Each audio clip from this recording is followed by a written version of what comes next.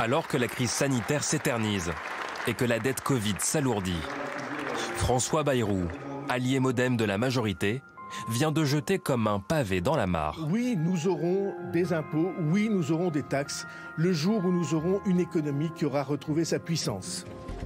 La politique du quoi qu'il en coûte, annoncée par le président Macron et mise en pratique par le gouvernement, ne se fera donc pas sans contrepartie, d'après François Bayrou.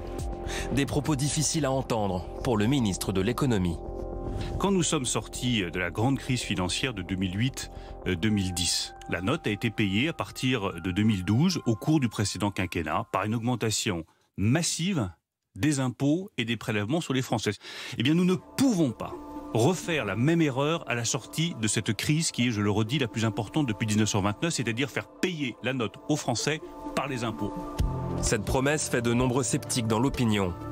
D'après un récent sondage, plus de 3/4 des Français interrogés considèrent que le gouvernement n'est pas crédible quand il promet de ne pas augmenter les impôts.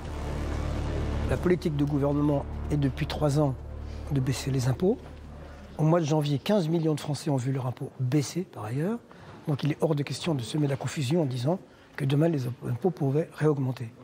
La position de Bruno Le Maire et du gouvernement a été claire, c'est de dire c'est demain par le travail, par la croissance, qu'on pourra rembourser cette dette dans le temps qui sera imparti. Dans cette cacophonie politique, François Bayrou considère aussi que les hauts revenus pourraient contribuer davantage au remboursement de la dette Covid. Mais à partir de quel montant est-on riche en France ? 4 000 €, estimait François Hollande. Pour François Bayrou, 4 000 € de revenus, c'est appartenir à la classe moyenne.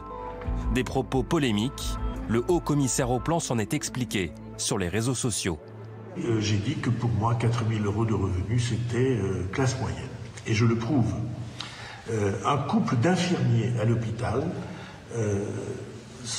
ensemble, ils gagnent entre 4 500 et 5 000 €. Est-ce qu'on peut prétendre que ces infirmiers et ces enseignants sont riches? Évidemment, c'est stupide et même d'une certaine manière insultant. D'une manière générale, les propos de François Bayrou ont agacé au sein de la majorité. Certains pensent même que le patron du MoDem a voulu faire du bruit. François Bayrou serait contrarié de voir qu'une mesure chère à son cœur risque d'être enterrée par le président Macron. Aujourd'hui, François Bayrou a besoin de faire entendre sa voix parce que dans le débat sur les futures élections, il entend que des engagements soient tenus par ailleurs. Et en même temps, je crois qu'il est de notoriété que François Bayrou a écrit au chef de l'État pour dire qu'il voulait que l'engagement sur la proportionnelle soit tenu.